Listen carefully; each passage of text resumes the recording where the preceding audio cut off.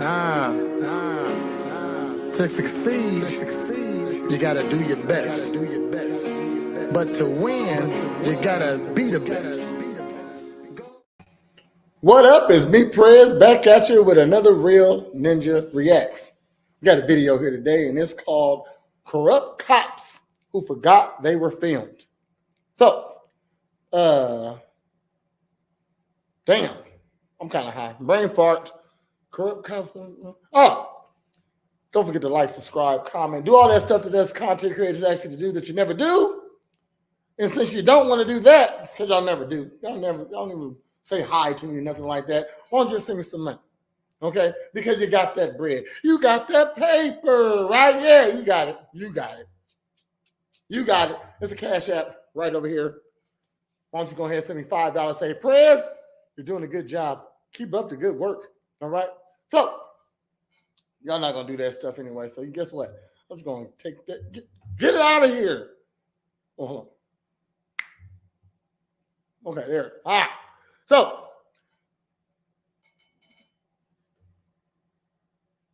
let's get started. Had a phone call. I'm busy. All right. So, without further ado, corrupt cops that forgot that they were being filmed. Let's go. Imagine a scenario where those sworn to uphold the law become the very criminals they are meant to apprehend. These shocking incidents of police misconduct, caught on camera, reveal the abuse of power and the devastating consequences it has on innocent lives. In this video, we uncover the truth behind these stories and shed light on the importance of holding those in authority accountable. Today, I bring you the stories of corrupt cops who forgot they were being filmed. Marco Burke. It all began with a suspicion that would unravel a web of corruption within the Middle Tennessee State University police force. Police Chief Buddy Peaster had his doubts about one of his own officers, Marco Burke, who was suspected of stealing an AR-15 from an MTSU police locker. Determined to catch Burke in the act, Chief Peaster devised a plan with the help of the Murfreesboro Police to set up an on-campus sting operation. Officer Burke was sent alone to investigate an abandoned vehicle, unaware that he was walking into a trap. Little did he know that his every move was being closely monitored, thanks to the hidden cameras strategically placed by the police. But it was Burke's own body camera that would capture the shocking evidence that would ultimately lead to his downfall. As the body cam footage later revealed, Burke's actions during the investigation were far from honorable. While searching the abandoned vehicle, he shamelessly pocketed a bottle of pills, showing a complete disregard for the law he was meant to uphold. But his greed didn't stop there. Burke also seized $1,100 in cash and another bottle of pills, all while pretending that nothing unusual had occurred. Just a vehicle. I swear, if I was a cop, I would definitely be taking money, drugs, well, I mean, I'm going to make my bust. Know that, okay? So I'm not trying to sell the drugs or nothing like that. If I run across a pound of weed, I'm keeping it. You know what I mean? Well, if I run across 2 pounds of weed, I only turned in 1 pound. All cocaine, all heroin, and methamphetamines and fentanyl products will be seized and reported. But any money, I'm taking half of everything. I'm taking half of everything. Know that. Was unoccupied. Weed and money. I'm taking half of that all the time. Well, that's it. Moments later, back in his squad car, the audio captured Burke shuffling papers, possibly counting the ill-gotten money he had just taken. It was a brazen display of corruption, caught on tape. Unbeknownst to Burke, his own body camera was recording his every move, providing the irrefutable evidence needed to expose his criminal activities. But the question that remains is why Burke would leave his body camera on, knowing that it could potentially incriminate him. Was it arrogance, a miscalculation, or a complete disregard for the consequences of his actions? Whatever the reason, it was a grave mistake that definitely arrogance. That lets me know that body cameras don't get looked at too often, or it's a way to erase it. And I heard that before, that they can erase it.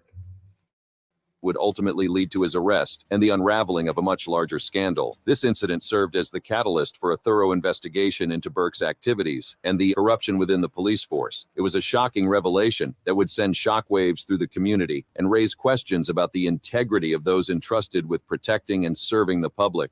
Following the shocking revelation of Marco Burke's corrupt actions, the legal system swiftly moved into action. The evidence captured on Burke's body camera became the centerpiece of the trial, exposing his crimes to the world. Before the trial, prosecutors pressed Burke about the stolen AR-15, the very item that had sparked the initial suspicion. Despite vehemently denying any involvement in its disappearance, Burke was never charged in relation to the weapon, which remains missing to this day. However, Chief Peaster emphasized that the sting operation was still a success.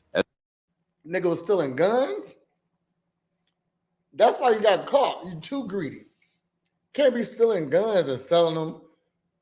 Take the pills and sell them if he's selling them. As it had exposed an officer who had gone rogue and abused his position of authority. Burke's guilt was undeniable when it came to tampering with evidence. The body camera footage, along with the testimony of witnesses and the thorough investigation, left no room for doubt. In the face of overwhelming evidence, Burke ultimately pleaded guilty to 3 felonies, including tampering with evidence. At trial, the shocking nature of Burke's crimes was laid bare for all to see. The courtroom was filled with tension as the prosecution presented the damning evidence against him. The jury's verdict was swift and decisive. Burke was convicted of tampering with evidence, a serious offense that carries severe consequences. The Internal Affairs Department conducted a thorough review of the case, ensuring that all those who had played a role in the corruption were held accountable. The actions of a few tarnished the reputation of the entire police force, and steps were taken to restore public trust. The incident involving Marco Burke served as a wake-up call. Definitely gonna tarnish the whole, because police look the other way. Okay, they just happen to not look the other way this time. Okay, it must have been a lot of complaints. And this just makes the department look good, looking like they really investigate shit. Cops are best friends, all of them. Not only for the Middle Tennessee State University police force, but for law enforcement agencies worldwide. Well, the ones in the same police precinct. You ever seen Super Troopers? It's kind of like that. Like one police station don't like the other. Wide. It highlighted the importance of transparency, accountability, and the need for continuous monitoring to prevent corruption from taking hold. Ty Raymond Jindra. As the sun began to set, Ramon Brown and a friend were on their way to a gas station to grab an energy drink, but what should have been a routine trip quickly turned into a nightmare. Brown pulled into a gas station, and as he stepped out of his car, he was taken aback when Officer Jindra approached him and ordered him back into his vehicle. Jindra falsely accused Brown of having an expired license registration taped to the back window, completely disregarding the fact that Brown had proper plates, which were clearly visible in the back. Brown, trying to reason with Jindra, informed him that the correct information was in the back of the car as he fumbled for his proof of insurance. Instead of accepting Brown's explanation, Jindra decided to escalate the situation. He ordered Brown out of his car, handcuffed him, and placed him in the back of the squad car. What happened next was a shocking violation of Brown's rights. Jindra proceeded to conduct a thorough search of Brown's vehicle, tearing off the door to the glove compartment and ripping up the car's center console. The body camera footage, later presented as evidence in court, captured the invasive and destructive nature of Jindra's search. Destruction of property? You a police officer? If it's locked, you can't get into it, number one. And you don't got what? During the search, Jindra stumbled upon a dollar bill wrapped around a white powdery substance. It remains unclear whether the substance was found in the car or planted by Jindra himself. The body camera footage showed Jindra approaching Brown holding the dollar bill and questioning him about its ownership and nature. Brown, maintaining his innocence, denied any knowledge of the substance, stating that it did not belong to him. Eventually, Jindra made the decision to release Brown without making an arrest. He removed the handcuffs and casually told Brown, "I'm going to give you a break." The body camera footage ends with no resolution to the incident, leaving Brown shaken and traumatized by the encounter. The evidence against Jindra was overwhelming. It was revealed during a federal court case that Jindra had made the police stop Brown because he was looking for drugs to feed his own addiction. In a shocking turn of events, Jindra was convicted on 5 federal counts, including confiscating drugs for personal use and violating the civil rights of individuals, including Ramon Brown. Before the sentencing, Jindra made a shocking admission. He admitted that many of the accusations against him were true. He revealed that he suffered from a drug addiction, pleading for mercy from the court. However, his admission... He just have a gun on the back of his head, though? Wow. Including Ramon Brown. Before the sentencing, Jindra made a shocking admission. He admitted that many of the accusations against him were true. He revealed that he suffered from a drug addiction, pleading for mercy from the court. However, his admission did little to sway the judge or the jury. The prosecution presented a compelling case, highlighting Jindra's illegal searches and his targeting of people of color. It became evident that Jindra had been conducting a number of illegal searches, using spurious reasons to make police stops, and pocketing drugs he seized. On June 8th, Jindra faced the consequences of his actions. U.S. District Judge Donovan Frank sentenced him to 38 months in prison. Zachary Wester. Zachary Wester, a 30-year-old deputy, seemed... That was crazy. Literally a thug out here. Like any other law enforcement officer, patrolling the streets and ensuring public safety. But behind his badge, a sinister plot was unfolding. Wester's crimes involved targeting unsuspecting citizens during routine traffic stops, turning their lives upside down with false accusations of drug possession. On an ordinary day out on patrol, Deputy Zachary pulls over a driver completely unaware of the impending... If I was a cop, I'll be the corrupt kind that takes stuff that I actually found. Wouldn't be planting no shit. Wouldn't be unjustly stopping you. No. Man, if I happen to come across some weed, I'm going to keep it. Hey, damn. What is this? Bionic cheetah? Oh, yeah, this is my favorite strain right here. Oh. You know what? I only found a nick bag of this instead of this ounce. Yeah, you can go, sir.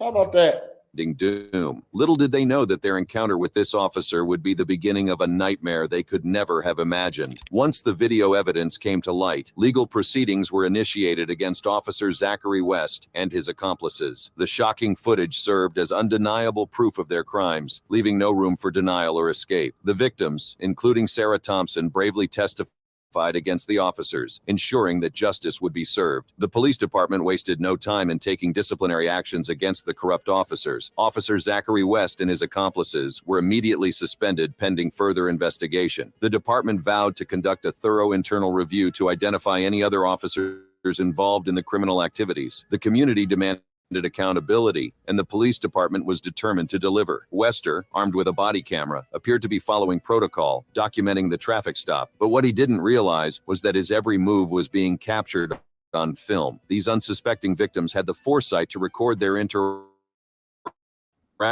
unknowingly providing the evidence that would eventually expose Wester's heinous crimes. In the footage, we see Wester conducting a search of the vehicle, supposedly looking for contraband, but what he's really doing is planting evidence, carefully concealing drugs in hidden compartments or strategically placing them where they would be easily discovered. As the number of victims grew, so did the suspicion surrounding Wester's conduct. Rumors began to circulate. Like, why did he do that though? Why are you leaving drugs so you can be super cop? Where are you getting the drugs from?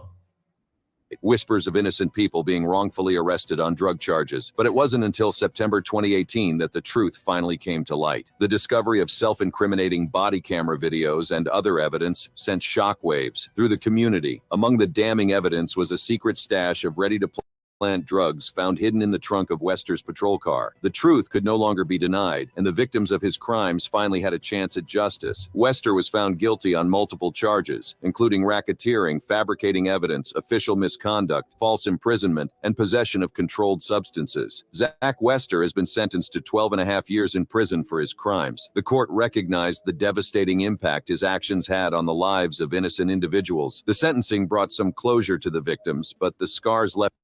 That's decent, 12 years. You know, I mean, if he was like a civilian, they had to give him more. They actually approved this man on policing. Police should have stiffer penalties, but he made it past all the supposed to be strenuous tests, mental examinations and stuff, and still got on, and y'all put him in the position where he can abuse his power. So even though he's supposed to get like at least 20 years, because that's basically kidnapping. you stopping people and arresting them, you kidnapping them, taking them to police into the jail. So he should be getting like 20, but since he's a cop and they hired him, he do get some leeway off of that because y'all shouldn't hire him. Left behind by Wester's actions will never fully heal. Lives were shattered, families were torn apart, and trust in law enforcement was shattered. The case of Zach Wester serves as a chilling reminder of the power that corrupt individuals can wield and the devastating consequences that follow. It also highlights the importance of accountability and the need for transparency within law enforcement agencies. Dallas Police. In a shocking incident that has shaken the trust in law enforcement, Officer Baron Cooper of the Dallas, Texas Police Department has been exposed for his involvement in a case of excessive force. The incident, which occurred on January 2nd, 2022, was captured on Cooper's body-worn camera and has left the public in disbelief and outrage. It all began when Cooper attempted to stop a speeding vehicle. However, the driver refused to comply and led the officer on a high-speed chase, reaching speeds of up to 100 miles per hour. During the pursuit, Cooper's vehicle collided with the suspect's car, causing significant damage. What happened next is truly disturbing. After exiting his vehicle, Cooper drew his handgun and approached the driver. He ordered the driver to exit the vehicle and get on the ground, but instead of following proper protocol, Cooper resorted to excessive force. He pointed his gun at the driver's head, threatening him and demanded that he put his hands behind his back. The entire incident was captured on Cooper's body. What is the proper protocol? I mean, he was chasing a car. He was chasing a car. He was able to stop it, pull him out the car, and detaining him. Maybe he's supposed to wait for backup. Maybe, I don't know. Worn camera, leaving no room for a doubt about his actions. It's a luxury. All right, yes, sir. Hurry up! Yes, sir. Yes, sir. Yes, sir. Yes, sir. On the ground. Yes, sir. On that ground. Yes, sir. Yes, sir. Yes, sir. Put your hand. Did he hit him with the gun? Behind your. Do it. Yes, sir. I'm gonna die. No, I don't want to die, sir. The victim's identity has not been disclosed. He asked him, "Do you want to die?" As he was a minor. However, the footage clearly shows the terrifying ordeal he had to endure at the hands of Officer Cooper. This incident has raised serious questions about the conduct of law enforcement officers and their ability to uphold justice. It serves as a stark reminder that even those entrusted with upholding justice can succumb to corruption. It is essential for the public to remain vigilant and hold law enforcement accountable for their actions. The power of video evidence, as seen in this case, becomes a crucial tool in exposing the truth and ensuring that justice is served. Once the video was available to the public, it had gone viral. The incident has sparked outrage and disbelief among the public. It serves as a wake-up call for the need to address police misconduct and implement stricter measures to prevent such incidents from happening in the future. Following the incident, an internal investigation was launched by the Dallas, Texas Police Department. The investigation revealed that Cooper had not only used excessive force, but had also failed to report the pursuit and had pursued a non-violent offender. As a result, in February 2022, Cooper was terminated from his position as a police officer. The termination of officer— That's what it was. Just an angry ass dude. You didn't report a chase? That's why he couldn't wait for backup. Officer Cooper is a clear indication that the Dallas, Texas Police Department takes such misconduct seriously and is committed to holding its officers accountable for their actions. The department's swift response to this incident is commendable and sends a strong message that corruption and abuse of power will not be tolerated. As we delve into the depths of police misconduct, it is important to remember that incidents like these are not isolated cases. They expose the dark underbelly of those sworn to protect and serve, leaving a trail of disbelief and outrage in their wake. The case of Officer Baron Cooper serves as a reminder that no one is above the law, and those who abuse their power will face the consequences. The legal proceedings and disciplinary actions against Officer Cooper highlight the commitment of the Dallas, Texas Police Department to uphold justice and maintain the trust of the community. Actions that we can hope to restore faith in law enforcement and ensure that incidents of corruption and abuse of power are dealt with swiftly and effectively. All right. Well, it's more than that video, but you can go check them out yourself. Because I'm about done with it. All right. Shoot, only so much corrupt cops you can watch in a day. I'm sick of it. Okay. But thanks for tuning in. Appreciate you for all that you do. My watch time going up. My views going up.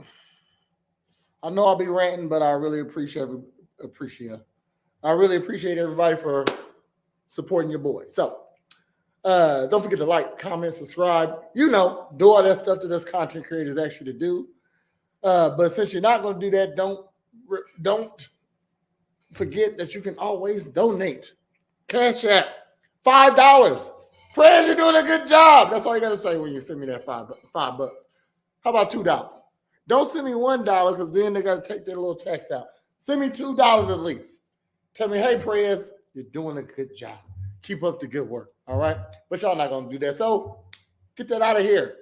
That was kind of sassy, wasn't it? Now, until next time, baby, it's Prez and I'm out. Or holler at you. Bye, babies. Go. Give me the gold. I want the gold. The gold is to be in first place on my kids.